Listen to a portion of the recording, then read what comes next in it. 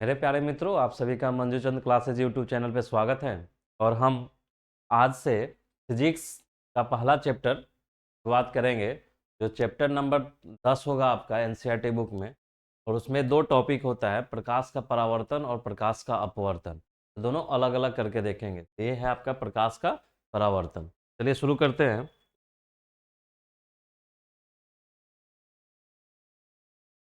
देखिए, कुछ पहले कि कुछ बेसिक्स आप देख लीजिए कि जैसे आप फिजिक्स पढ़ रहे हैं, उसके पहले यानी विज्ञान होता है। फिजिक्स यानी भौतिकी, किसका पार्ट होता है? विज्ञान का।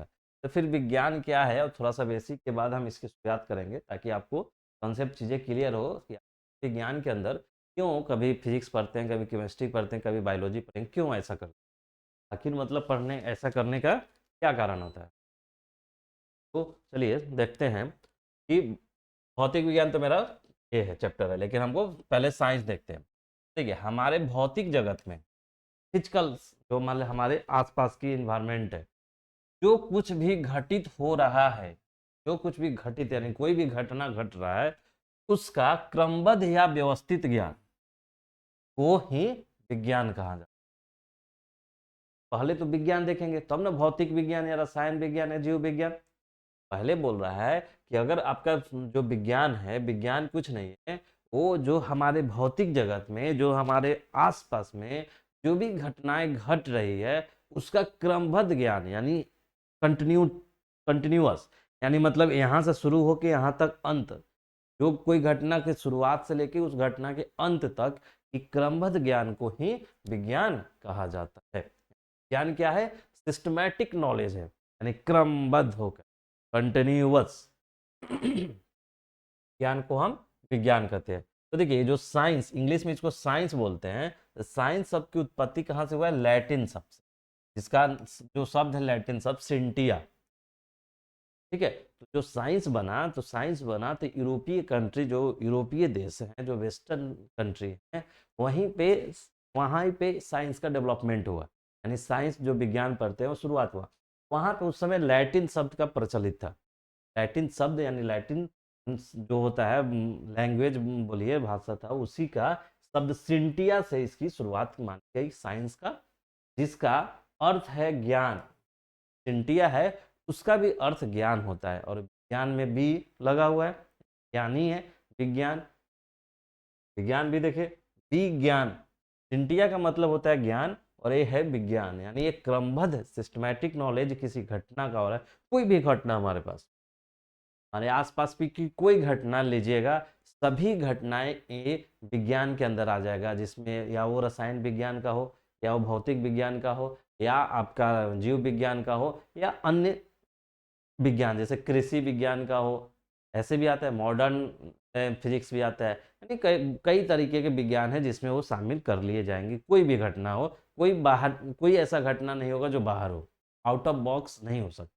वही बोला है, भौतिक जगत की कुछ कुछ भी घटित हो रहा है, जो कुछ भी घटित हो रहा है, उसका क्रमबद्ध या व्यवस्थित ज्ञान को विज्ञान बोलते। ठीक, याद रखिएगा, लैटिन शब्द सिंटिया से बना है। कहीं कभी आपको नॉलेज हो जाए, नॉलेज में कहीं पूछ ही दिया जाए विज्ञान शब्द की उत्पत्ति किस भाषा किस शब्द से हुई, तो लैटिन शब्द, और शब्द कौन है? तो सिंटिया। अब देखिए, विज्ञान जो है आपका विज्ञान, तो विज्ञान को मुख्यतः दो भागों में बांटा जाएगा।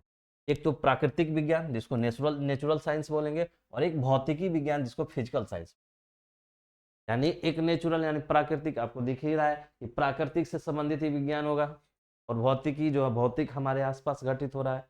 तो तो देखिए, प्राकृतिक विज्ञान, फिर प्राकृतिक विज्ञान दो भागों में बढ़ता है, वनस्पति विज्ञान जिसको बोटनी बोलते हैं, और जंतु विज्ञान जिसको जूलॉजी बोलते हैं। ठीक है। तो वनस्पति विज्ञान और जंतु विज्ञान, और भौतिकी विज्ञान है जो आपको बढ़ता है भौतिकी विज्ञान में। और देखिए, भौतिकीय है, यहाँ पे फिजिकल साइंस है, यहाँ फिजिक्स है, भौतिकी विज्ञान, और यहाँ पे रसायन विज्ञान यानी केमिस्ट्री। वहीं आप पढ़ते हैं, एक में भौतिकी पढ़ते हैं, दो में ही आप केमिस्ट्री भी पढ़ते हैं, और इन दोनों को आप मिला के तीन में आप पढ़ते हैं जीव विज्ञान। जीव विज्ञान पढ़ते हैं, तो यही आपका विज्ञान तीन, यही विज्ञान आप पढ़ते हैं ना। विज्ञान में देखते हो कुछ चैप्टर रसायन से रहता है, कुछ चैप्टर भौतिकी से रहेगा, कुछ जीव विज्ञान से रहेगा। जीव विज्ञान में जंतु विज्ञान और वनस्पति विज्ञान दोनों आएगा। कभी भी आप पढ़ते होंगे, जैसे पहला चैप्टर विज्ञान में जैव प्रक्रम पढ़ना है, जैव प्रकरण में क्या देखे थे, पोषण, उत्सर्जन या श्वसन, ये सब आप पौधा के भी के लिए पढ़े पढ़े थे और जीव जंतु के लिए। तो जब पौधा के केस आएगा तो वनस्पति विज्ञान, जिसको बोटनी बोलते हैं, और जब जीव जंतु आ जाएगा तो जंतु विज्ञान, जिसको जूलॉजी बोलते हैं। लेकिन दोनों ये जीव विज्ञान में ही आपको 10th क्लास तक पढ़ना है। जब आगे का स्टडी होगा, हायर स्टडी, तो बोटनी एक अलग सब्जेक्ट होता है। बोटनी से आप ग्रेजुएशन करता है लोग। जूलॉजी एक अलग सब्जेक्ट हो जाएगा। हायर स्टडी में ये सब पार्ट वाइज होने, ठीक। तो ये भौतिक विज्ञान है। फिजिक्स भी आगे चल के कई फिजिक्स बढ़ता है, मॉडर्न फिजिक्स, क्लासिक फिजिक्स, कितने भागों में बढ़ता है। रसायन विज्ञान भी आगे चल के कई भागों में बढ़ता है। तो आपने क्या देखा, विज्ञान जो है भौतिक विज्ञान आपका एक प्राकृतिक विज्ञान और भौतिकी विज्ञान। प्राकृतिक में वनस्पति, जंतु, और ये भौतिकी और रसायन, ठीक। अब देखिए भौतिकी, जो हमारा जो हमारा आज का टॉपिक है या चैप्टर है, भौतिकी से रिलेटेड है, फिजिक्स से रिलेटेड है। अब देखिए फिजिक्स का, देखिए जो ये हमने पढ़ाया, हमने विज्ञान बांटा, वनस्पति विज्ञान, जंतु विज्ञान, भौतिक विज्ञान, रसायन। जब हम रसायन विज्ञान पढ़ा रहे शुरू किए होंगे तो रसायन विज्ञान क्या है और उसमें क्या क्या पढ़ते हैं वो बताए थे। जब जीव विज्ञान पढ़ रहे थे तो इन दोनों के बारे में बताए थे, क्या होता है जीव विज्ञान और उसके अंदर क्या क्या पढ़ते हैं, ये दोनों वहाँ बताए थे। ये चूंकि ये भौतिक विज्ञान का क्लास है, ये इसमें फिजिक्स हम पढ़ रहे हैं, तो यहाँ पे हम फिजिक्स के बारे में पढ़ें। तो जो भी वीडियो आप नहीं देखे होंगे, जो रसायन शास्त्र का और आपका में जीव विज्ञान का, तो वो दोनों आप पहला वीडियो, जीव विज्ञान का पहला वीडियो और रसायन केमिस्ट्री का पहला वीडियो आप देखेंगे तो वहाँ पे उस डेफिनेशन काफ़ी डिटेल में पढ़ना होता है उसके अंदर। देखिए यहाँ पे भौतिकी के बारे में देखते हैं। भौतिकी विज्ञान की वह शाखा है जिसके अंतर्गत द्रव्य द्रव्य तथा ऊर्जा, यानी क्या देख रहे हैं, मैटर तथा ऊर्जा, और उनकी परस्पर क्रियाओं का अध्ययन करते हैं। आपको हम जब रसायन पढ़ा रहे थे तब बताए थे कि रसायन विज्ञान की वह शाखा है जिसमें किसी वस्तु या पदार्थ की संरचना, संगठन या उसकी क्रिया प्रतिक्रिया के बारे में पढ़ते हैं। कोई मैटर है, उसका संरचना कैसे बना है, संगठन यानी वो कैसे गठित हुआ है, और वो क्रिया प्रतिक्रिया कैसे किसी के साथ करता है, उसके बारे में हम रसायन में पढ़ते थे, केमिस्ट्री में पढ़ते थे। भौतिकी में क्या पढ़ना है, तो फिजिक्स में पढ़ना है कि द्रव्य तथा ऊर्जा, यानी हमारे इन्वायरमेंट या यूनिवर्स में क्या है, सभी चीज या द्रव्य है या तो ऊर्जा। द्रव्य से ही ऊर्जा बन रहा है या ऊर्जा से द्रव्य बन रहा है, यही रूपांतरण होते रहता है। वही बोल रहा है कि अंतर्गत द्रव्य तथा ऊर्जा और उनकी परस्पर क्रियाओं का अध्ययन करते हैं फिजिक्स या भौतिकी। यानी भौतिकी में, फिजिक्स में आप क्या पढ़ेंगे, सिर्फ आप पढ़ेंगे कोई मैटर है यानी द्रव्य है और उस एनर्जी है, नहीं या तो एनर्जी से रिलेटेड होगा या द्रव्य से, ठीक है। अब देखिए अध्ययन की सुविधा के लिए भौतिकी की प्रमुख कितने भागों में, 8 भागों में विभाजित किया गया है। भौतिकी जो फिजिक्स है, तो फिजिक्स भी 8 भागों में बांटा गया है। जैसे यांत्रिकी फिजिक्स यानी मैकेनिक्स हो गया, साउंड हो गया, ऊष्मा हो गया। ये देखिए ये जो 3 देख रहे हैं आप, ये आपने जैसे यांत्रिक मैकेनिक्स, ध्वनि यानी साउंड, और ऊष्मा यानी हीट, ये आपने किस में पढ़ लिया है, तो 9th क्लास में आपने पढ़ लिया है। 9th क्लास में आपने पढ़ लिया है। ये तीनों को आपने कहाँ पढ़ा है, 9th क्लास में। 9th क्लास पढ़ के आया है ना, हाँ। तो 9th क्लास में आपने इस तीनों टॉपिक को पढ़ लिया। उसके आगे देखिए इलेक्ट्रिसिटी, प्रकाश है लाइट, विद्युत इलेक्ट्रिसिटी, और चुंबकत्व मैकेनिज्म, ये आपको जो 3 है, ये 3 है, इसको आपको अभी यानी इस 10th क्लास में पढ़, कहाँ पढ़ना है, 10th क्लास में। देखिए पहला ए वाला, ए वाला, ए वाला, यानी ये आपने पढ़ा 9th क्लास में।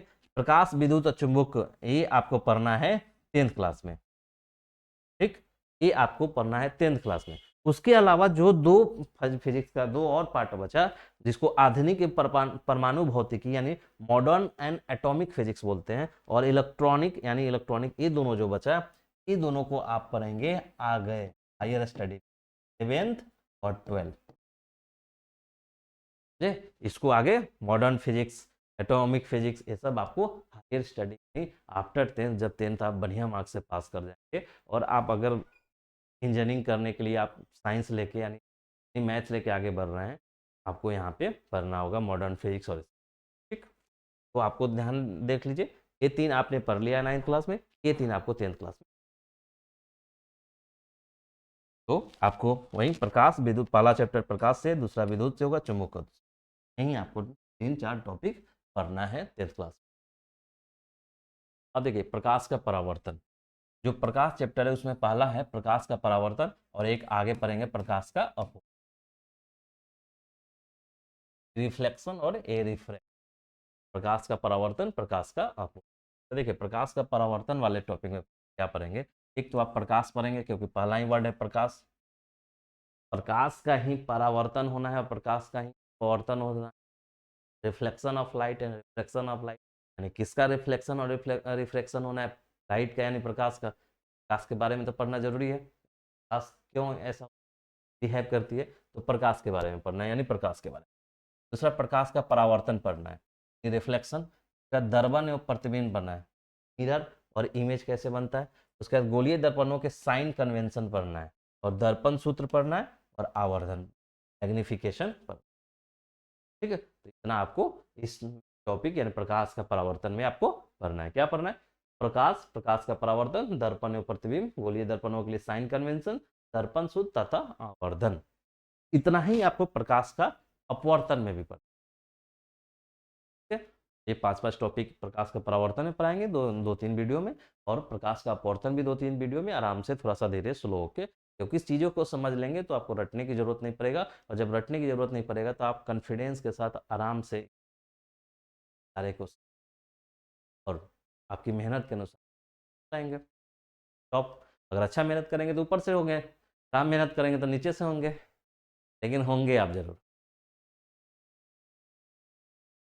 चलिए अब देखिए पहला है प्रकाश। पहला प्रकाश का अपवर्तन या परावर्तन पढ़ना है, तो पहले हम प्रकाश के बारे में पढ़ लेते हैं। तो देखिए प्रकाश, प्रकाश ऊर्जा का वह रूप है। क्या है प्रकाश, तो याद रखिए ऊर्जा है, प्रकाश ऊर्जा। देखिए प्रकाश, प्रकाश पढ़ते हैं क्योंकि प्रकाश का ही रिफ्लेक्शन और रिफ्लेक्शन यानी अपवर्तन और परावर्तन पढ़ना है, तो प्रकाश के बारे में देखिए। देखिए प्रकाश ऊर्जा का वह रूप है जो दृष्टि संवेदन प्रदान करता है। प्रकाश आप याद रखिए ऊर्जा, प्रकाश ऊर्जा है, यानी प्रकाश क्या है, ऊर्जा है। तो प्रकाश ऊर्जा का वह रूप है जो हमें दृष्टि संवेदन प्रदान, यानी दृष्टि का संवेदन प्राप्त प्रदान करता है। या दूसरा डिफिनेशन देखिए, प्रकाश वह कारक है यानी वो फैक्टर है जिसकी सहायता से हम किसी वस्तु को देखते हैं। प्रकाश वह कारक है जिसकी सहायता से हम किसी वस्तु को देखते हैं, यानी दृष्टि का संवेदन प्रदान करता है। प्रकाश एक तो ऊर्जा है और दृष्टि संवेदन प्रदान करता है। आपको ऑब्जेक्टिव क्वेश्चन में पूछा जा सकता है कि प्रकाश क्या है, प्रकाश एक ऊर्जा का रूप, आपको ये ऑप्शन में रहेगा और आप टिक आउट कीजिए। ठीक है, प्रकाश देखिए एक तो प्रकाश, फिर आप आगे देखेंगे प्रकाश का सोर्स। जैसे कि एक बल्ब है, एक बल्ब है, ये भी प्रकाश दे रहा है हमें, और एक है सन, सूर्य, सूर्य का किरण है, ये भी एक प्रकाश है। तो जो ब्रह्मांड है यानी हमारा जो पृथ्वी है, इस ग्रह पे प्रकाश का एकमात्र स्रोत, मतलब एक शुरुआती प्रारंभिक स्रोत क्या है, हमारा सूर्य है। उसके अलावा जो भी हमने ये सब प्रकाश का स्रोत डिराइव करते हैं वो ह्यूमन यानी मानव निर्मित होता है। फिर प्रकाश के सोर्स जो है स्रोत होगा इसी तरह बटेगा, प्राकृतिक सोर्स स्रोत हो, मानवीय स्रोत यानी कृत्रिम स्रोत हो। ठीक है, तो ये प्रकाश आप याद रखिए, प्रकाश ऊर्जा का वह रूप है जो हमें दृष्टि का संवेदन प्रदान करता है, या प्रकाश वह कारक है जो हमें देखने में मदद या सहायता करता है। अब देखिए प्रकाश स्रोत, यानी अब तो प्रकाश हुआ तो फिर प्रकाश स्रोत कहीं से प्रकाश निकलेगा। तो देखिए जिस वस्तु से प्रकाश निकलता है, कोई भी वस्तु जिससे प्रकाश निकलेगा उसे प्रकाश स्रोत कहते हैं, जैसे सूरज, बल्ब, मोमबत्ती। यानी किसी भी वस्तु हो, या वो तो प्राकृतिक हो या मानव निर्मित हो। जैसे बल्ब, बल्ब क्या है, मानव निर्मित है, लेकिन जब बल्ब में इलेक्ट्रिसिटी देते हैं तो बल्ब जलता है, यानी प्रकाश का स्रोत हो गया। इसी तरह मोमबत्ती, मोमबत्ती को भी जलाइएगा तब प्रकाश देता है, तो ये सूर्य तो है ही प्रकाश का स्रोत। तो ये आपका प्रकाश का, प्रकाश का स्रोत वह स्रोत जिससे प्रकाश निकलता है उसे प्रकाश का स्रोत कहते हैं। उसी तरह यहाँ दिया है बल्ब दिया हुआ है, मोमबत्ती दिया हुआ है, ये सूर्य का दिया हुआ है। उसी तरह कई चीज और प्रकाश का स्रोत है, जैसे टर्च है, ये भी आपका प्रकाश स्रोत। जैसे मैच बॉक्स है यानी माचिस है, माचिस को भी जलाते हैं तो प्रकाश देता है। बल्ब है, मोमबत्ती है, कुछ और डिफरेंट टाइप का बल्ब है, सूर्य है, और ये आग है, तो ये सब आपका प्रकाश का स्रोत है। देखिए अब जो प्रकाश का स्रोत है, जो प्रकाश का स्रोत है आपको दो भागों में बांटा गया। स्रोत दो, यानी एक तो मानव निर्मित होगा या प्राकृतिक होगा, तो एक प्राकृतिक जिसे नेचुरल बोलेंगे, दूसरा मानव निर्मित जिसे मैन मेड बोलेंगे या आर्टिफिशियल बोलेंगे। तो देखिए जो प्राकृतिक होगा तो सूर्य और तारे, जैसे सूर्य है वहां से प्रकाश आता है, वो स्रोत है।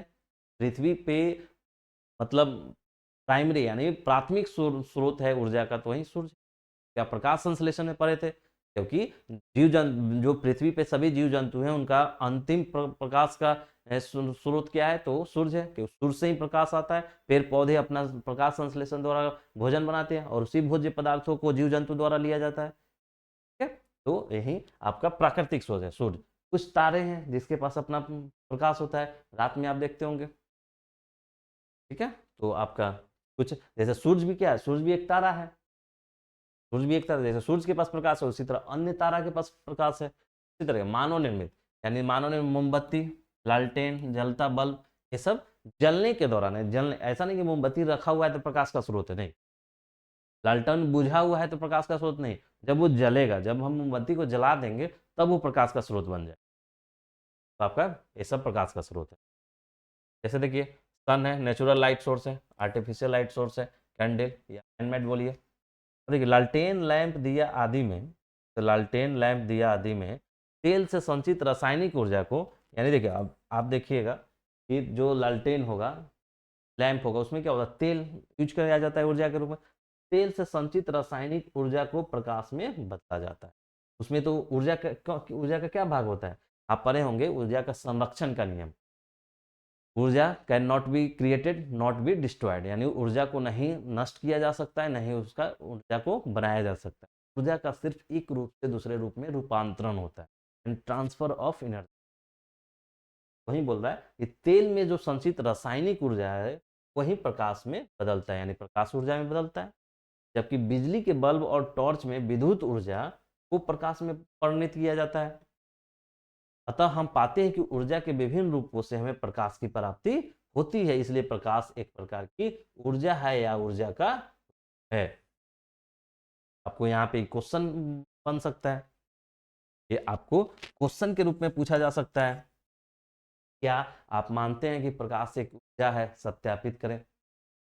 या प्रकाश एक ऊर्जा है, साबित करें। आपको क्वेश्चन पूछा जा सकता है ना, तो यही क्वेश्चन का आंसर। 4 लाइन लिखते हैं आप, तो आप प्रमाणित कर दीजिएगा कि प्रकाश एक ऊर्जा है।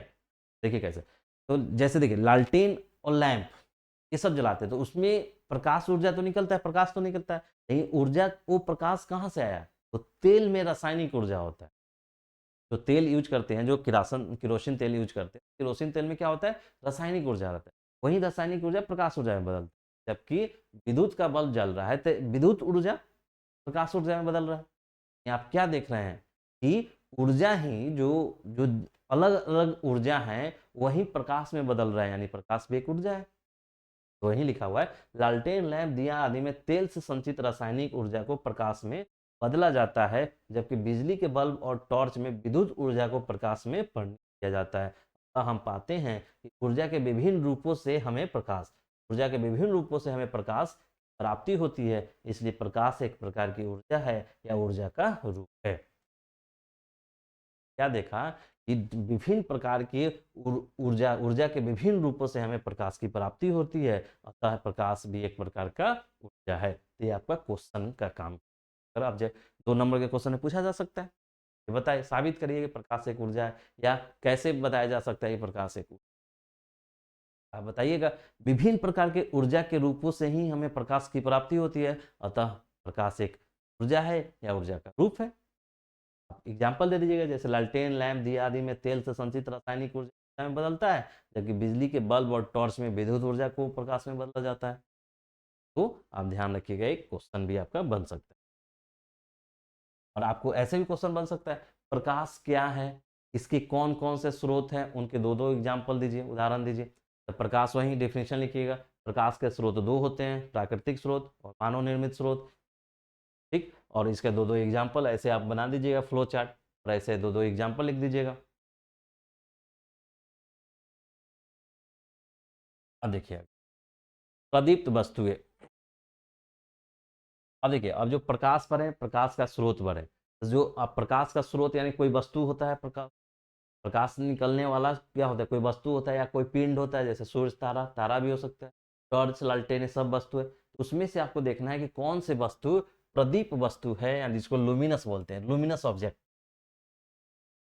तो प्रकाश उत्सर्जित करने वाला, मैंने प्रकाश उत्सर्जित करने वाली वस्तुएं प्रदीप्त या दीप्तमान वस्तुएं कहलाती है। जो भी वस्तु हैं, वो जो प्रकाश उत्पादित करते हैं यानी प्रकाश उत्सर्जित करते हैं, उन्हें हम लुमिनस या प्रदीप्त वस्तुएं बोलते हैं। जैसे सूरज, विद्युत का जलता बल्ब, जलती मोमबत्ती। यानी कोई भी वस्तु हो जो प्रकाश उत्सर्जित कर रहा है, उसको प्रदीप्त वस्तु या लुमिनस ऑब्जेक्ट बोले। याद रखिएगा, कभी कभी आपको पूछा जा सकता है ऑब्जेक्टिव में, इनमें से कौन प्रदीप्त वस्तुएं हैं। तो आपको ध्यान रखना होगा कि ऐसी वस्तुएं जहां से प्रकाश निकलता होगा, उसे हम प्रदीप्त वस्तुएं कहेंगे। जैसे देखिए लुमिनस, यहाँ देखिए एक है सन यानी सूरज है, वहां से प्रकाश आता है। जलता हुआ बिजली बल्ब है, जलता हुआ मोमबत्ती है, और कुछ यहाँ पे तारा है जो आपको नहीं दिख रहा होगा, सब तारा है। ठीक है, तारे हैं जो आपको जलते हुए दिखते हैं। उसी तरह इधर देखिए सन, सूर्य भगवान, सूर्य है। ये आपका देखिए, जो आपका जब बारिश के समय जब मेघ गर्जन होता है, थंडरिंग होता है, यानी बिजली जब होता है तो आपको लाइट निकलता है। ये देखिए कुछ तारे हैं, टॉर्च है, यहाँ भी तारे हैं, यहाँ पे लैंप है, मोमबत्ती है। स्मार्टफोन, स्मार्टफोन का भी लाइट अब जब ऑन करेंगे, वहाँ से भी आपका प्रकाश उत्सर्जित होता है। स्क्रीन जब ऑन करते थे देखते हैं प्रकाश निकलता है, या कि अंधेरे में किसी चीज़ को देख सकते हैं हम, तो वहाँ वो भी एक प्रदीप्त वस्तु है जहाँ से प्रकाश। लेकिन जब स्मार्टफोन या कोई भी फ़ोन अगर बंद अवस्था में है, यानी वो इसका स्क्रीन ऑन नहीं है, तो वो प्रकाश नहीं बोलेंगे, क्योंकि वहाँ उस समय प्रकाश का उत्सर्जित नहीं हो सकता है। तो इससे क्या समझे आपने कि कुछ वस्तुएं कभी वह प्रकाश का स्रोत हो सकता है, कभी वो प्रकाश का स्रोत नहीं भी हो सकता। यानी वही एक ही वस्तु कभी वो प्रदीप्त वस्तुएं कहलाएगा, प्रदीप्त वस्तुएं कहलाएगा, कभी वो प्रदीप्त वस्तु नहीं कहलाएगा। यानी कोई भी वस्तु जिससे प्रकाश निकलता है उसको प्रदीप्त वस्तु यानी लुमिनस ऑब्जेक्ट बोलते हैं। अब उसके बाद अप्रदीप्त वस्तु यानी नॉन लुमिनस ऑब्जेक्ट। तो वैसी वस्तुएं जो स्वयं कोई प्रकाश उत्सर्जित नहीं करती है, अप्रदीप्त वस्तुएं कहलाती है। यानी वैसी सभी वस्तुएं जिनका अपना कोई मतलब अपना कोई प्रकाश न हो, यानी उससे प्रकाश अपना क्या कोई प्रकाश निकलता ही ना हो, ठीक है, उसको अप्रदीप्त वस्तुएं कहते हैं। जैसे पुस्तक, टेबल, यानी सभी निर्जीव वस्तुएं इसमें, पुस्तक, टेबल, कुर्सी, पौधे आदि अप्रदीप्त वस्तुओं पर प्रकाश डालने पे दिखाई देने लगते हैं। कोई भी अप्रदीप्त वस्तुएं हैं जिससे प्रकाश उत्सर्जित नहीं हो रहा है, लेकिन हम किसी दूसरे ऑब्जेक्ट से यानी दूसरे प्रदीप्त वस्तु से प्रकाश डालेंगे तो दिखाई देंगे। बेस बात है। लाइट से ही अंधेरा में किसी चीज़ को देखना होता है तो कैसे देखते हैं। मान के चलिए आप पढ़ाई कर रहे हैं और आपको कोई बुक ढूंढना है, तो आप लालटेन लाते हैं, अंधेरा है, लालटेन लाते हैं, फिर वो दिखता है। यानी बुक तो क्या है, अप्रदीप्त वस्तु है। लेकिन जैसे ही हम प्रकाश का स्रोत यानी लालटेन यानी प्रदीप्त वस्तु लाएं, तो उससे उस पर प्रकाश पड़ा और वो हमें दिखने लगा, उस पे उससे प्रकाश पड़ा और वो हमें दिखने लगा। ठीक है, तो आपको यही बोल रहा है कि प्रकाश का ये अप्रदीप्त वस्तुएं होंगे, लेकिन उस पर प्रदीप्त वस्तु से प्रकाश डालेंगे तो हमें दिखाई देने लगता है। जैसे देखिए लुमिनस ऑब्जेक्ट, अनलुमिनस। सन लुमिनस है, जबकि मून यानी चंद्रमा, सूरज एक लुमिनस ऑब्जेक्ट है, जबकि चंद्रमा नॉन लुमिनस है, क्योंकि इस चंद्रमा से कोई प्रकाश नहीं निकलता है। लेकिन जैसे ही सूर्य का प्रकाश चंद्रमा पे पड़ता है तो हमें दिखाई देने लगता है। आप देखेंगे कि चांदनी वाली रात में, जब पूर्णिमा वाली रात में देखेंगे चंद्रमा से भी लाइट निकलता है। उनका अपना लाइट नहीं है, वो सूरज का जो लाइट आता है उसी का वो रिफ्लेक्ट होता है। जब आप रिफ्लेक्शन पढ़ेंगे तो आप बताएंगे हम, वो रिफ्लेक्ट होता है। तो देखिए सन क्या है, सूरज क्या है, तो सूरज आप लुमिनस है, मून आपका नॉन लुमिनस। कैंडल क्या है, जलता हुआ कैंडल, जलता हुआ कैंडल आप लुमिनस यानी प्रदीप्त है, जबकि चेयर क्या है, अप्रदीप्त है। टॉर्च प्रदीप्त है, जबकि बॉक्स अप्रदीप्त है। फायर फ्लाई यानी आप एक क्या बोलते हैं उसको गांव में, जो एक कीट होता है जो रात में उड़ेगा तो उसके पीछे से लाइट निकलता हुआ, हकजोगनी शायद ऐसा कुछ बोला जाता है, जो अभी दीपावली उपावली के समय काफ़ी दिखता है। तो वो वाला, तो उसमें भी लाइट है, तो उसको क्या बोलेंगे, लुमिनस ऑब्जेक्ट।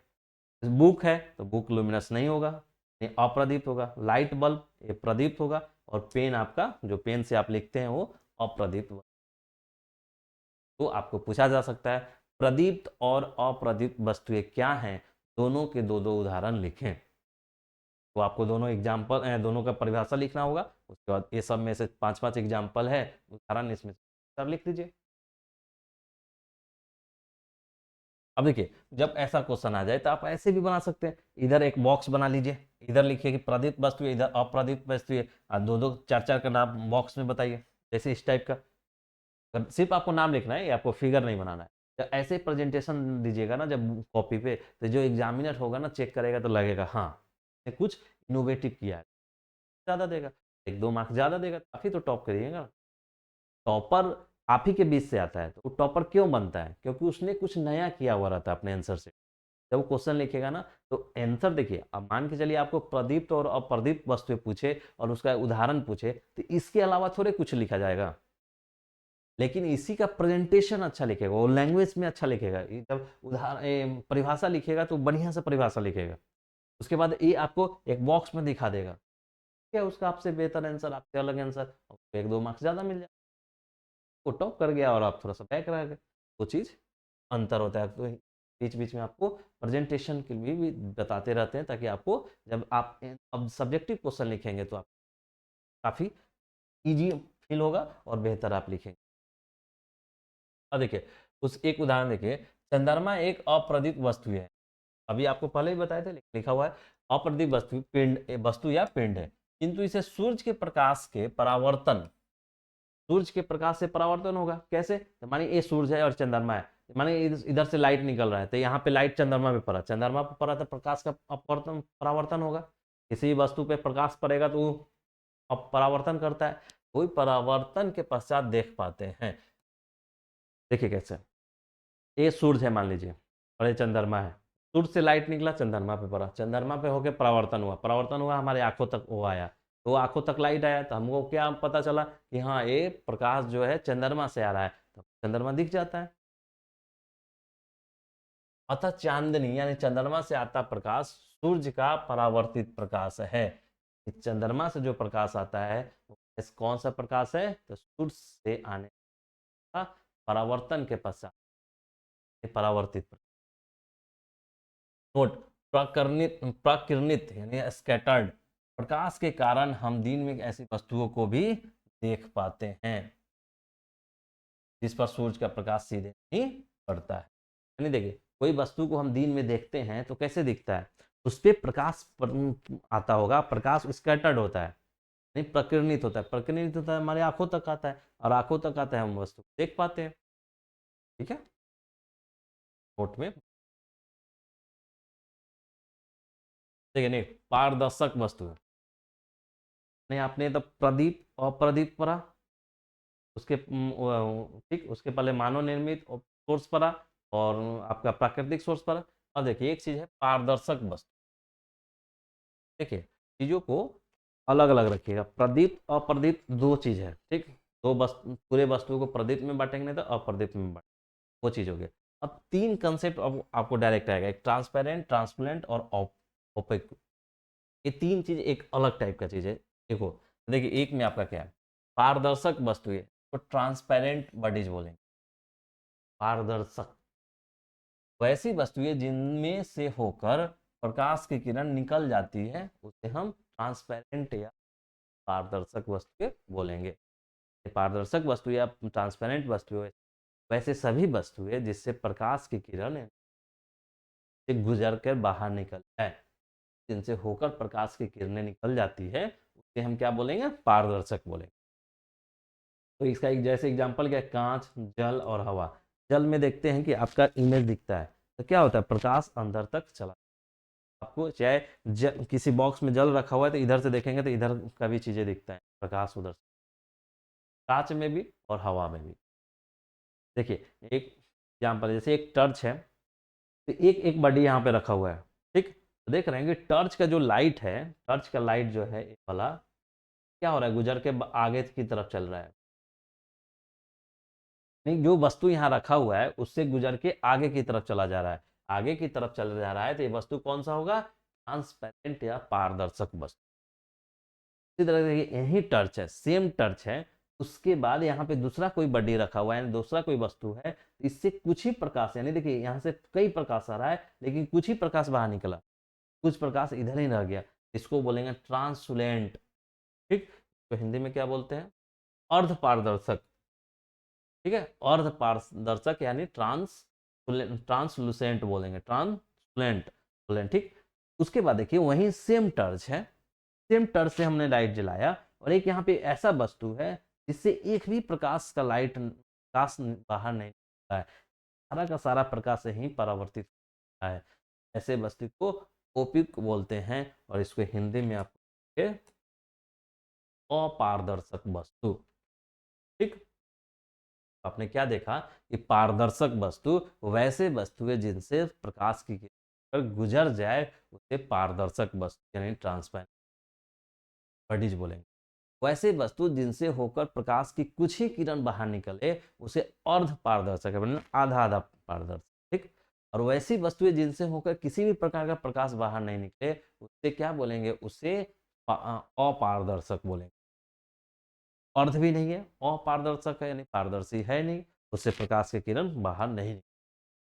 और एक एग्जाम्पल आपको दिखाए, एक ही टर्च है, जैसे देखिए टर्च सेम है, बैटरी भी सेम है, एक ही टर्च और यहाँ पे तीन ऑब्जेक्ट रखा हुआ है, ए है,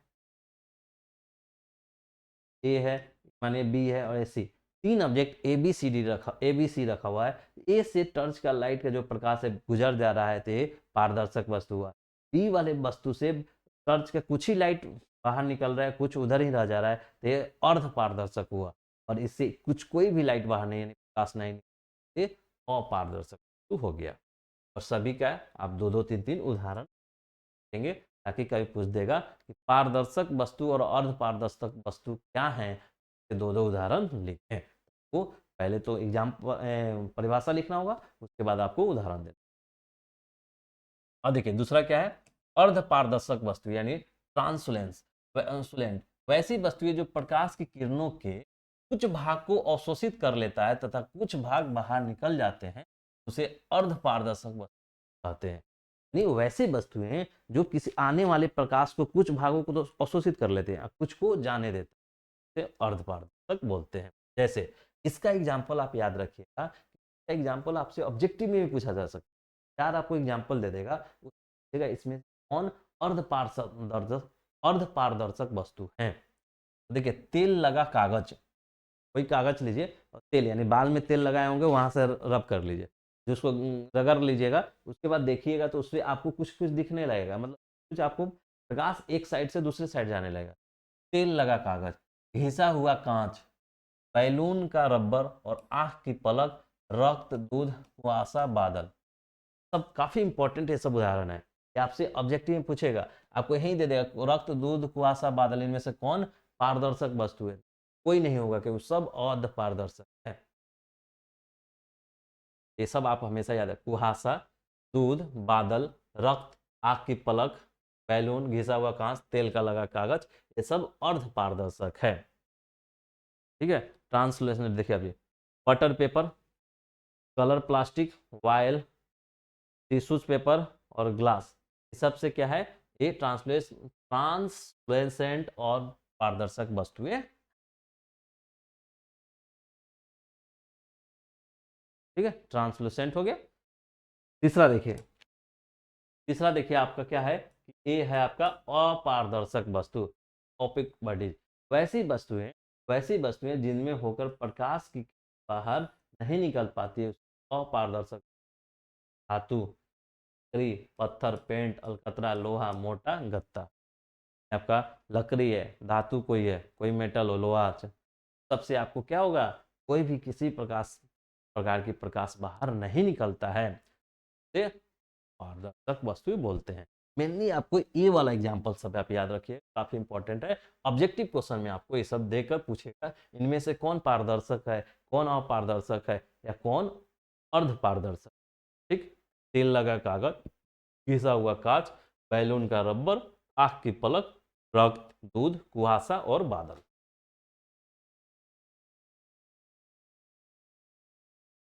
अब देखिए वही यहाँ पे बताया गया कि ट्रांसपेरेंट क्या होगा, material that allow nearly all light of passes through, जैसे कोई मतलब ट्रांसलेशन है, ओपिक और शैडो है। चलिए आपको देखिए प्रकाश के गुण, प्रॉपर्टीज ऑफ लाइट। अभी आपने क्या पढ़ा कि प्रकाश के बारे में पढ़ा, प्रकाश क्या है, प्रकाश फिर है तो प्रकाश का स्रोत कौन कौन है, फिर प्रकाश का स्रोत हो गया तो भाई कुछ बडीज कौन है, प्रदीप्त बडीज कौन वस्तु कौन है, अप्रदीप्त वस्तु कौन है, फिर पारदर्शक, अर्ध पारदर्शक और पारदर्शक वस्तु कौन है। अब देखिए प्रकाश का गुण कुछ है, यानी प्रॉपर्टीज ऑफ लाइट। जब लाइट का ही पढ़ना है, परावर्तन और परावर्तन का गुण पढ़ना होगा। देखिए प्रकाश सीधी यानी सरल रेखाओं में गमन करती है।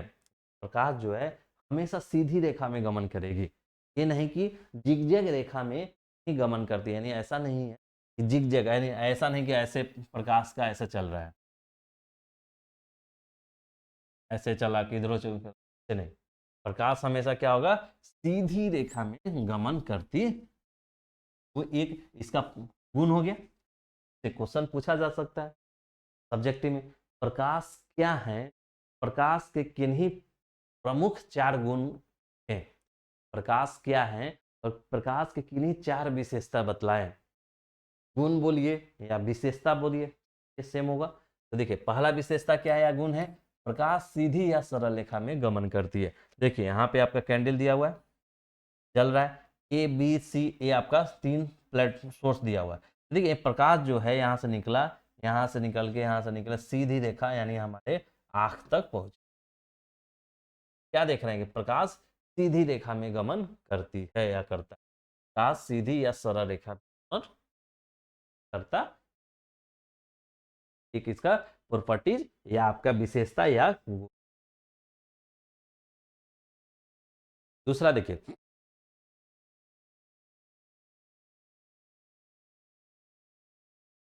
प्रकाश की प्रकृति द्वैत होती है, यानी जो नेचर ऑफ लाइट है ना, ड्यूअल नेचर का लाइट होता है। इसका बोलते हैं ना दो रूप है इसका, बोलते होंगे कि किसी दोस्त को बोलते होंगे अरे बड़ा ये मतलब ड्यूअल नेचर का है, यानी ड्यूअल नेचर, द्वैत नेचर का है।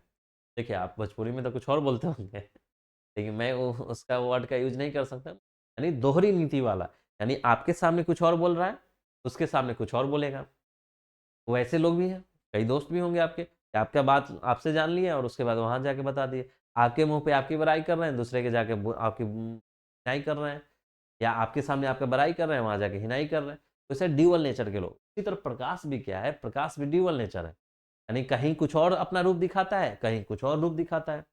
वही प्रकाश द्वैत प्रकृति क्या होता है, अर्थात तरंग और कण। कभी कभी प्रकाश तरंग के रूप में दिखता है तो कभी कभी प्रकाश कण के रूप, कण यानी पार्टिकल, तरंग यानी वेव, यानी कहीं कहीं लाइट अपना वेव वाला नेचर दिखाता है तो कहीं कहीं लाइट अपना पार्टिकल वाला नेचर। इसलिए बोलते हैं प्रकाश की प्रकृति द्वैत होती है, प्रकाश की प्रकृति द्वैत होती है, अर्थात तरंग और कण। ये दूसरा विशेषता या आपका प्रॉपर्टी हो गया, विशेषता हो गया, गुण हो गया। आपको कभी भी बोले कि प्रकाश की किन्हीं चार विशेषता का वर्णन करे तो पहला तो सीधी रेखा में चलती है, सीधी रेखा में गमन, प्रकाश की प्रकृति द्वैत होती, इसको तो भूलिएगा ही नहीं। तो अगर दो भी बोले तो इसको लिखना है, एक बोले तो इसी को लिखना है, क्योंकि सबसे सबसे बड़ी विशेषता प्रकाश की होता है ये द्वैत नेचर, द्वैत प्रकृति। कभी कभी ये वेव और ये पार्टिकल का भी काम। वही बताया, देखिए जैसे यहाँ पे लाइट सोर्स है, जैसे लाइट सोर्स एक टर्च जलाए हम, लाइट का सोर्स है, लाइट सोर्स है, तो देख रहे हैं कि कुछ कुछ लाइट क्या होगा, एक पार्टिकल के रूप में दिख रहा है आपको। क्या देख रहा है कि पार्टिकल है और एक पार्टिकल मूव कर रहा है, पार्टिकल मूव कर रहा है, पार्टिकल देख रहा है। लेकिन जैसे ही यहाँ पे बैरियर आया, यहाँ पे एक बैरियर डाल दिए यहाँ पे हम, तो बैरियर के आगे पार्टिकल नहीं जा रहा है, देख रहे हैं सब वैकेंट है, खाली है। जबकि पार्टिकल जहाँ बैरियर नहीं वहां पे आगे मूव किया, तो क्या दिखा रहा है कि ये पार्टिकल नेचर का है।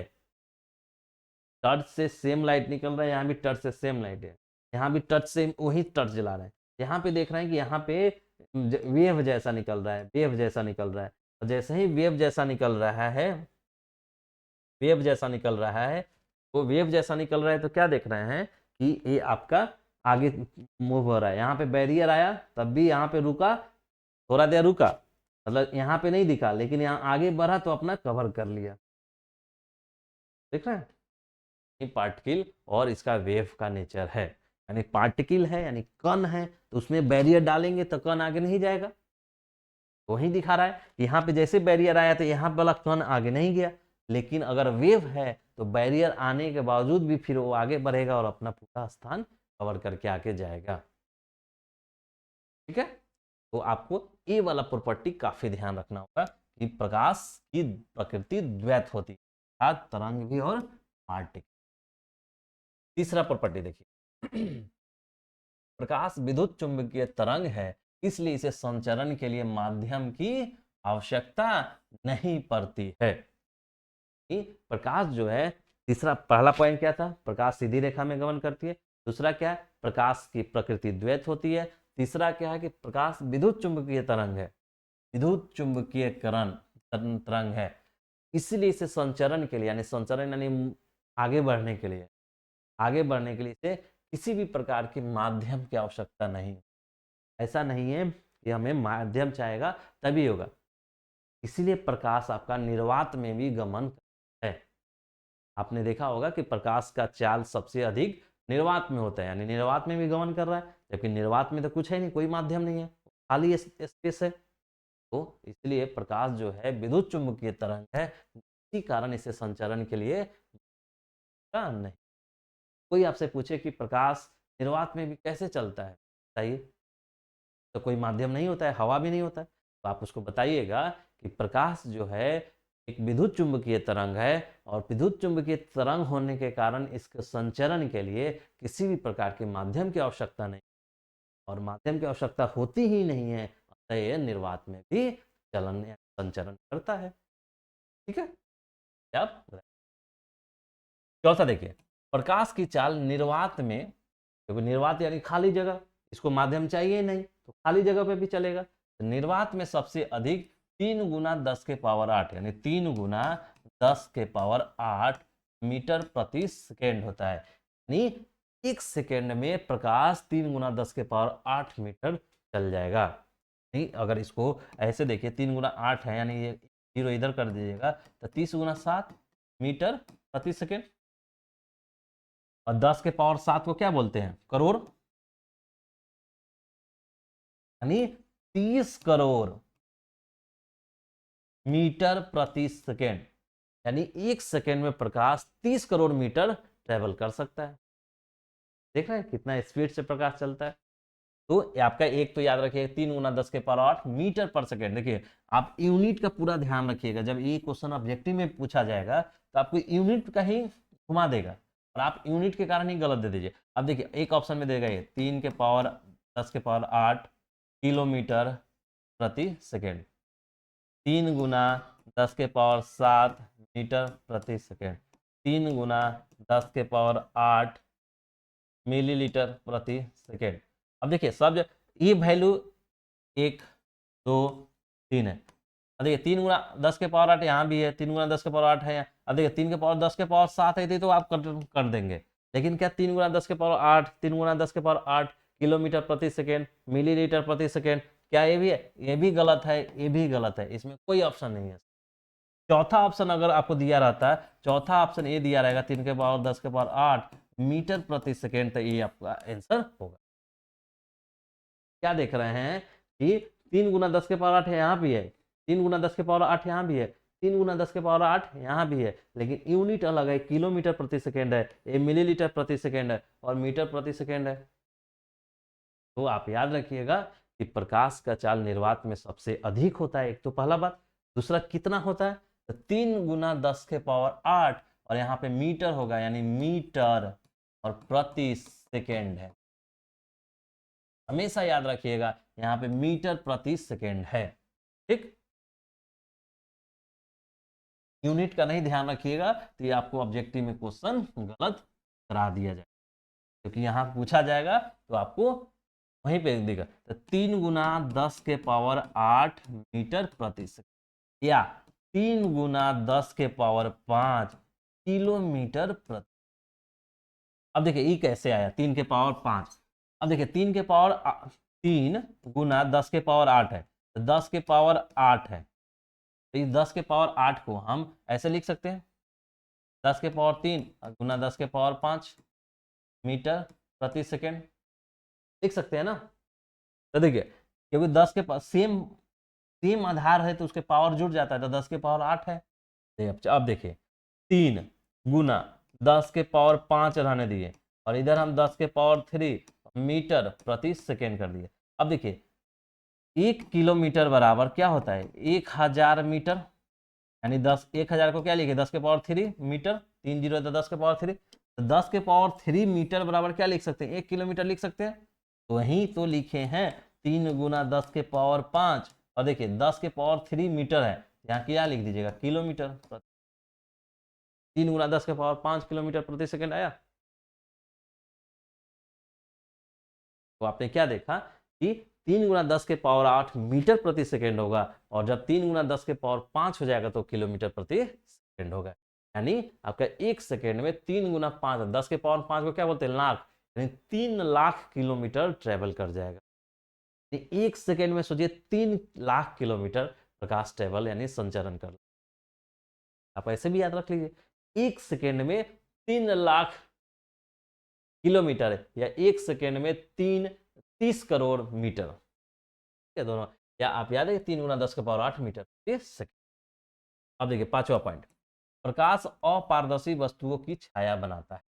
ये इसका एक प्रॉपर्टी ये भी है, प्रकाश जो है अपारदर्शी वस्तुओं की छाया बनाता है। जैसे ही मान लो कोई अपारदर्शी वस्तु आया, जैसे हैंड है, हैंड आया आप इससे प्रकाश तो जाएगा नहीं, तो इसका छाया पीछे बनेगा। आप जब देखते हैं कि आप लाइट में खड़े हैं तो लाइट आपका पीछे छाया बनता है, क्योंकि यहाँ से हमारे शरीर से तो प्रकाश बाहर निकलेगा नहीं, अपारदर्शी वस्तु है तो इसका छाया बनता है। वहीं लिखता है प्रकाश अपारदर्शी वस्तुओं की छाया बना।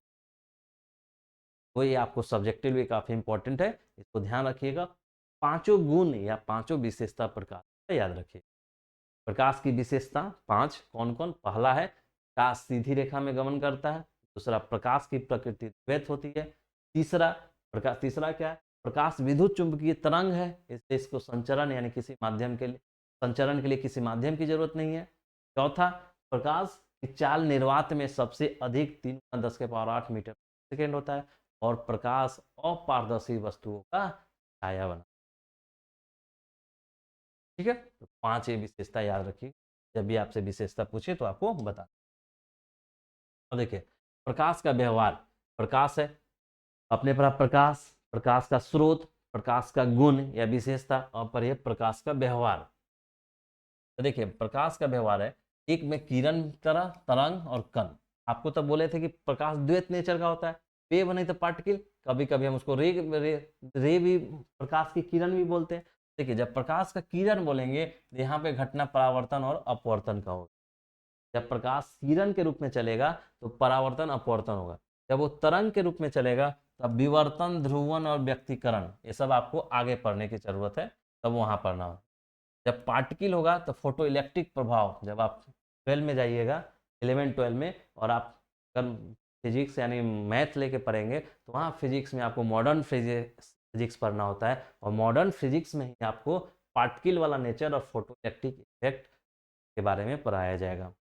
तो E बराबर mc² बारे में पढ़ाया जाएगा, जो फोटो इलेक्ट्रिक इफेक्ट होता है और इसमें पार्टिकल को एक पार्टिकल के रूप में लाइट को कंसीडर किया जाता है। ठीक है, प्रकाश का व्यवहार, तो इस देख अभी विशेषता समाप्त नहीं हुआ है, विशेषता का कंटिन्यूटी चल रहा है। 5 विशेषता वहां था, छठा था प्रकाश का व्यवहार अलग अलग होता है, यानी प्रकाश किरण के रूप में, तरंग के रूप में, कण में। 7वां देखिए पॉइंट, प्रकाश अनुप्रस्थ तरंग है। प्रकाश क्या है तो अनुप्रस्थ तरंग है। प्रकाश को सूर्य से पृथ्वी तक आने में औसतन 8 मिनट 16 सेकेंड होता है। देखिए एक चीज क्या है, ये 5 इसका विशेषता है, ठीक है। छठा के बाद से जो है ना ये सब इसका नोट मान लीजिए, सब नोट है, सब आपका ऑब्जेक्टिव में काम आएगा। प्रकाश का व्यवहार किरण के रूप में, परावर्तन और अपवर्तन जहां होगा किरण के रूप में होगा, विवर्तन ध्रुवन व्यक्तीकरण होगा, तरंग होगा, कण होगा तो प्रभाव होगा। प्रकाश क्या है अनुप्रस्थ तरंग है, कभी कभी आपको एग्जाम प्रकाश है अनुप्रस्थ तरंग, हर्ज तरंग, ठीक है, आपको यांत्रिक तरंग, आपको ऐसे ऑप्शन, तो अनुप्रस्थ तरंग। प्रकाश को सूर्य से पृथ्वी तक आने में कितना समय लगता है, तो सूर्य से प्रकाश पृथ्वी प्रकाश को सूर्य से पृथ्वी तक आने में औसतन 8 मिनट का समय लगता है। उसी तरह चंद्रमा से परावर्तित प्रकाश को पृथ्वी तक आने में कितना समय लगता है? 1.28 सेकेंड का समय। यानी इससे क्या दिख रहा है कि यानी चंद्रमा हमारे समीप है, यानी हमारे करीब है। हाँ, तो ऑब्वियस बात है, चंद्रमा हमारे काफी समीप है, यानी काफी नजदीक है। जबकि सूरज काफी दूर है, तो सूर्य से प्रकाश आने में हमारा 8 मिनट 16 सेकंड लगता है। जबकि चंद्रमा से प्रकाश आने, चंद्रमा का कोई अपना प्रकाश नहीं है, परावर्तित प्रकाश होता है सूरज का। चंद्रमा से परावर्तित प्रकाश को पृथ्वी तक आने में 1.28 सेकेंड का समय लगता है। ये सब थोड़ा सा फैक्ट एंड फिगर है जो आपको कभी अभिव्यक्ति में काम आ सकता है। अब देखिए प्रकाश का परावर्तन, जो इस टॉपिक का नाम है, यानी इस सब्जेक्ट जो आपको पढ़ना है भौतिकी में, प्रकाश और प्रकाश का अपवर्तन और परावर्तन, तो अब पहला टॉपिक है प्रकाश का परावर्तन। तो देखिए प्रकाश के किसी वस्तु की सतह से टकराकर उसी माध्यम में लौटने की घटना को प्रकाश का परावर्तन। प्रकाश का परावर्तन क्या है? तो प्रकाश के किसी वस्तु की सतह से टकराकर उसी माध्यम में लौटने की घटना को प्रकाश का परावर्तन कहा जाता है। अब देखिए मतलब कोई प्रकाश आया और ये एक मानिए कि यहाँ पे कोई एक रखा हुआ है वस्तु, आया और टकरा के इसी माध्यम में लौट गया, तो प्रकाश का परावर्तन बोलेंगे। जैसे देखिए ये रखा हुआ है, मिरर छोड़ दीजिए, आगे आपको हम बताएंगे ना। जैसे ये प्रकाश आया तो इंसिडेंट रे हुआ, आपतित किरण, और यहाँ पे टकराया और इधर चल गया रिफ्लेक्टेड रे यानी परावर्तित किरण। तो उसी माध्यम में जब लौट जाता है प्रकाश, तो इसको प्रकाश का परावर्तन बोलते हैं। प्रकाश के किसी वस्तु की सतह से टकराकर उसी माध्यम लौटने की, ध्यान देखिए, ध्यान रखिए, उसी माध्यम में लौटने को प्रकाश का परावर्तन कहते हैं। प्रकाश का परावर्तन एक ही माध्यम में होता है, तो जब माध्यम बदल जाए, यानी प्रकाश एक माध्यम से दूसरे माध्यम में जाए, तो उसे बोलेंगे प्रकाश का अपवर्तन। रिफ्रैक्शन ऑफ रिफ्रैक्शन ऑफ, जबकि प्रकाश किसी वस्तु से टकराए और उसी माध्यम में वापस चला जाए, लौट जाए, तो उसे प्रकाश का परावर्तन बोलेंगे, तो बोलेंगे रिफ्लेक्शन ऑफ। समझे? यानी मानिए ये कोई वस्तु है, प्रकाश आया और टकराया और इसी माध्यम में रह गया, तो बोलेंगे प्रकाश का परावर्तन। जब प्रकाश आए और यहाँ से ऊपर वाला एक माध्यम है नीचे आ जाए, आया और यहाँ से ऐसे आ जाए नीचे आ जाए, तो एक माध्यम ऊपर हुआ, दूसरा माध्यम नीचे हुआ, तो एक माध्यम से दूसरे माध्यम में आ गया, बोलेंगे प्रकाश का अपवर्तन। ठीक है, तो आपको प्रकाश का परावर्तन क्या है? तो प्रकाश के परावर्तन किसी वस्तु की सतह से टकराकर उसी माध्यम में लौटने की घटना को प्रकाश का परावर्तन।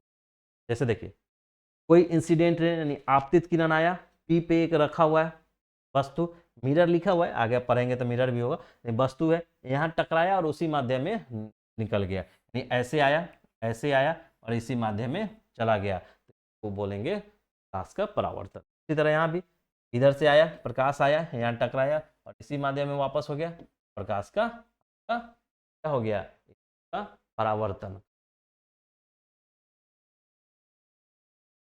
देखिए परावर्तन के नियम, तो प्रकाश किरणें किसी सतह पर, प्रकाश किरण आपको आगे भी पढ़ाए थे, किरण जब रहेगा तो परावर्तन और अपवर्तन होगा। प्रकाश किरण किसी सतह पर पड़कर जिन नियमों का पालन करते हुए उस सतह से परावर्तित होती है, नियमों को परावर्तन के नियम, लॉ ऑफ रिफ्लेक्शन कहते हैं। यानी प्रकाश का परावर्तन में क्या देखा कि कोई प्रकाश आएगा, वस्तु से टकराएगा, उसी माध्यम में लौट जाएगा। तो जब वस्तु से टकराता है और टकरा कर उस माध्यम में लौटता है, कुछ ना कुछ उस नियम को फॉलो करता है, उसी नियम को प्रकाश परावर्तन का नियम कहा जाता है। तो वही बोल रहा है, प्रकाश किरणें किसी सतह पर पड़कर जिन नियमों का पालन करते हुए उस सतह से परावर्तित होती है, उसी माध्यम में लौटती है, उन नियमों को परावर्तन कहते हैं। जब आपसे सब्जेक्टिव में पूछेगा परावर्तन का नियम क्या है और क्या परावर्तन के नियम को स्पष्ट करें या नियम की व्याख्या करें, पहले तो आप ये लिखेंगे, प्रकाश किरणें किसी सतह पर पड़कर जिन नियमों का पालन करते हुए उस सतह से परावर्तित होती है, जिन नियमों का पालन करते हुए उस सतह से परावर्तित होती है, उसे नियम को परावर्तन के नियम कहते हैं। उसके बाद लिखिएगा परावर्तन के दो नियम होते हैं, प्रथम लिखना। अब देखिए परावर्तन के नियम में देखिए, अब जैसे मान लीजिए कि ए आपको ए ग्राफ देख लीजिए, ठीक है। देखिए जैसे ये मान मान लीजिए ये आपका कोई वस्तु है यहाँ पे रखा हुआ, जैसे ही कोई आपतित किरण यानी कोई किरण आए, कोई किरण आया इससे टकराया और टकरा के क्या हो रहा है, इसी माध्यम में वापस हो रहा है। इधर से तो कोई किरण गया और इधर से टकरा के इधर आ गया, तो आप क्या देख रहे हैं, जाने वाले किरण जो होता है ना, कोई किरण आके किसी वस्तु से टकराता है तो आने वाला किरण है, इसलिए इसको बोलेंगे आपतित किरण। आने वाले किरण है इसलिए इसको आपतित किरण। जैसे आया और इस सतह से टकरा के वापस हो गया, यानी टकराया तो क्या हुआ, परावर्तन हुआ।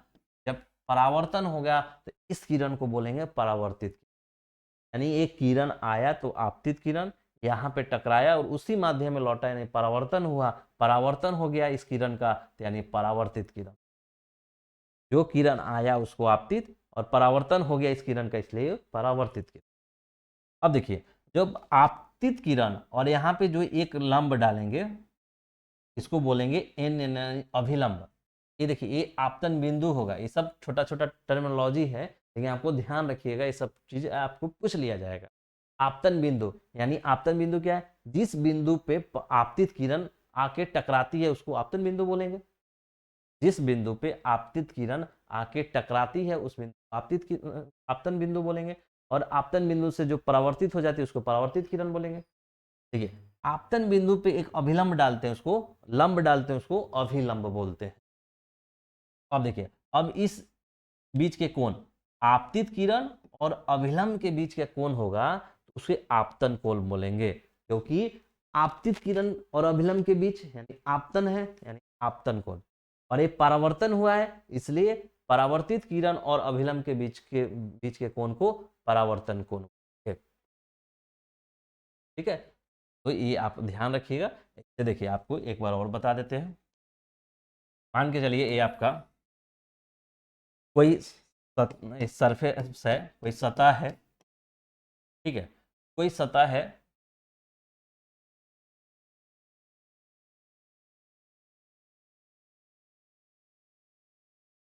कोई एक आपतित किरण आया यहाँ पे,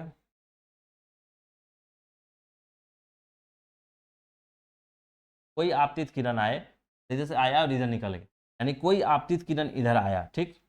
तो मान लीजिए इसको हम मान लिए ओ, तो इस ये क्या है, आपतन बिंदु, आपतन बिंदु, ठीक, आपतन बिंदु। कोई इसको ओ मान लीजिए, इसको ए मान लीजिए, ए ओ, ये क्या हो गया आपका आपतित किरण, आपतित किरण, आपतित किरण आया, आपतन बिंदु हो गया। ये क्या है, अभिलंब, अभिलंब। तो जैसे ही आया तो इस दोनों के बीच का कोण जो होगा एक क्या बोलेंगे, कोण आई बोलते हैं, और इसको बोलते हैं आपतित कोण, आपतन कोण या आपतित कोण, आपतित आपतन कोण, आपतन कोण या आपतित कोण भी बोलेंगे। अब देखिए ये आया, एक किरण आया और इस ओ बिंदु से टकराकर इस इधर उसी माध्यम में लौट गया, इसको बोलेंगे परावर्तित किरण, परावर्तित, परावर्तित किरण। और परावर्तित किरण और अभिलंब के बीच के कोण को बोलेंगे आर, और इसको बोलेंगे आप परावर्तन कोण, परावर्तन, देख रहे हैं। तो आपको 4-5 वर्ड मिल रहा है यहाँ पे, उस 4-5 वर्ड को आपको ढंग से देखना होगा। एक तो सतह है जिसके एक पॉइंट ओ है, एक किरण कोई आ रहा है उसको आपतित किरण बोलेंगे, आपतित किरण जिस बिंदु पे आके मिलता है उसे आपतन बिंदु बोलेंगे। आपतन बिंदु पे मिलने के बाद वह किरण उसी माध्यम में वापस चला जाता है, यानी परावर्तन हुआ, इसलिए इसको परावर्तित किरण बोलेंगे। और परावर्तित किरण हो गया और ये इसके बीच में एक अभिलंब होता है, आपतन बिंदु पे एक लंब डाला जाता है जिसको अभिलंब बोलते हैं। अब देखिए अभिलंब और आपतित किरण के बीच के कोण को आपतन कोण, और परावर्तित किरण और अभिलंब के बीच के कोण को परावर्तन कोण बोलते हैं। ठीक है, इस सब टर्मिनोलॉजी को ध्यान से रखिएगा, ये सबका यूज आएगा, कभी ऑब्जेक्टिव में कभी सब्जेक्टिव में आपको बनाने में हेल्प मिलेगा। अब देखिए, प्रकाश के परावर्तन के निम्नलिखित दो नियम हैं। प्रकाश के परावर्तन के निम्नलिखित कितने नियम है? तो दो नियम, प्रथम नियम और दूसरा नियम। प्रथम नियम क्या? आपतित किरण, अभी आपने देखा था ए ओ, चलिए यहाँ पे दिखा देते हैं। मान लीजिए इसको ए, तो मान लीजिए ओ, तो आपतित किरण क्या हो गया? ए ओ, ए आया तो आपतित किरण। परावर्तित किरण ओ बी, ओ, और इधर मान लीजिए बी, ई ओ बी क्या हो गया? परावर्तित किरण। तथा आपतन बिंदु यानी ए वाला ओ, आपतन बिंदु ओ, ये क्या है? आपतन बिंदु पर डाला गया अभिलंब ओ एन, ओ एन, ये क्या है? अभिलंब है आपका ओ एन, तीनों एक ही समतल में, एक ही प्लेन में का। आपने परावर्तन के पहला नियम क्या है? प्रकाश के परावर्तन का प्रथम नियम बोलता है कि आपतित किरण एओ, परावर्तित किरण ओ बी, आपतन बिंदु ओ, और उस पर डाला गया लंब अभिलंब ओ एन, सभी तीनों एक ही प्लेन में होगा, यानी एक ही समतल में होगा। ये पहला इसका नियम है। दूसरा नियम देखिए, आपतन कोण, आपतन कोण यानी आपतित किरण और अभिलंब के बीच के कोण आपतन कोण, परावर्तन कोण यानी परावर्तित किरण और अभिलंब के बीच के कोण को परावर्तन कोण बराबर होता है। आपतन कोण परावर्तन कोण के बराबर होता है, यानी दोनों कोण आई बराबर कोण आर आपका बराबर होगा। ये आपका दूसरा नियम बोलता है। तो पहला प्रकाश के परावर्तन का पहला नियम क्या बोलता है? तो प्रकाश के परावर्तन का पहला नियम बोलता है कि आपतित किरण, आपतन बिंदु और परावर्तित किरण, आपतित किरण, आपतन बिंदु पे डाला गया अभिलंब और परावर्तित किरण, तीनों एक ही प्लेन में होगा, यानी आपतित किरण, अभिलंब और परावर्तित किरण तीन का यानी कि प्लेन। दूसरा नियम बोलता है कि आपतित किरण कोण और परावर्तित कोण दोनों बराबर होगा, यानी समान होगा, जो दूसरा नियम बोलता है। ठीक है, तो प्रकाश के परावर्तन का दो नियम हो गया, ये दोनों नियम को आप ढंग से याद रखें, क्योंकि ये सब्जेक्टिव में क्वेश्चन पूछा जाता है कि प्रकाश का परावर्तन क्या है, इनके नियम को स्पष्ट करें। एक तो पहले प्रकाश का परावर्तन बताएंगे। प्रकाश का परावर्तन क्या है? कोई प्रकाश की किरणें किसी वस्तु से टकराकर उसी माध्यम में, प्रकाश के किरण के उसी माध्यम में लौटने की घटना को प्रकाश का परावर्तन बोलते हैं। जैसे ये वाला डिफिनेशन, प्रकाश किरणें किसी सतह पर पड़कर जिन नियम, ये तो प्रकाश का नियम, परावर्तन का नियम है। ये वाला डिफिनेशन, प्रकाश के किसी वस्तु की सतह से टकराकर उसी माध्यम में लौटने की घटना को प्रकाश का परावर्तन करते हैं, हो गया। उसके बाद प्रकाश का परावर्तन के नियम लिखिएगा कि किसी सतह पर पड़कर जिन नियमों का पालन करते हुए उस सतह से परावर्तित होती है, उस नियमों को प्रकाश का परावर्तन के नियम बोलेंगे। फिर नियम के बाद लिखिएगा कि इसके दो नियम है, पहला प्रथम नियम, दूसरा दूसरा नियम, और ये जरूर एक फिगर बनाइए। जैसे ही प्रकाश का परावर्तन बनाइएगा, फिगर बनाइएगा और ये सब दिखा दीजिएगा लिख के कि एओ क्या है? आपतित किरण, ओ क्या है? आपतन बिंदु, ओ एन क्या है? अभिलंब, ओ बी क्या है? आपका परावर्तित किरण, ये कोण आई क्या है? पर आपका आपतित किरण, आपतन किरण, कोण, और ये परावर्तन कोण, सब आप दिखा दीजिएगा। अब देखिए कुछ महत्वपूर्ण परिभाषाएं, तो चलिए हम यहीं पे आज इस वीडियो को समाप्त करते हैं, क्योंकि थोड़ा सा आराम से एक एक घंटे के वीडियो बनाएंगे और आपको बढ़िया से स्पष्ट रूप से दिखाएंगे, ताकि तो आपने, आज हम आपको समराइज कर देते हैं कि आपने क्या पढ़ा इस वीडियो में आपने पढ़ा प्रकाश क्या है। एक तो पहले आपने पढ़ा कि फिर विज्ञान क्या होता है, विज्ञान में भाई कौन कौन सा विज्ञान है, फिर भौतिक विज्ञान क्या है, और कौन कौन सा चैप्टर आपको 10th क्लास में पढ़ना है, 9th में आपने क्या पढ़ लिया, और आगे आने वाले 11 12 में क्या पढ़ेंगे। उसके बाद हमने पढ़ा प्रकाश, प्रकाश के गुण यानी विशेषता, प्रकाश की कौन कौन सी वस्तुएं हैं कि जैसे जहाँ से प्रकाश आता है। उसके बाद आपने पढ़ा प्रकाश का परावर्तन, उसके बाद प्रकाश के परावर्तन पढ़ने का प्रकाश के परावर्तन के नियम, दो नियम होते हैं, सबके बारे में पढ़ा। आगे हम लोग पढ़ेंगे कि आपको आगे पढ़ना है कुछ महत्वपूर्ण परिभाषाएं, यानी कुछ ही सब जो अभी आपने पढ़ा था उस सब के बारे में बताएंगे। थोड़ा सा आराम से पढ़ाना चाह रहे हैं क्योंकि जल्दी लंबा वीडियो भी नहीं बनना है, क्योंकि आप लोगों के पास धैर्य नहीं है उतना देखने का। जो कि कमेंट आया था कि थोड़ा लंबा वीडियो नहीं बनाए, तो ठीक है, तो उसको ध्यान में रखा जा रहा है। तो आप इतना पढ़ें और आपको आगे का वीडियो में आगे। Thank you for watching. अगर आपको अच्छा लग रहा होगा वीडियो, प्लीज़ लाइक करें, शेयर करें और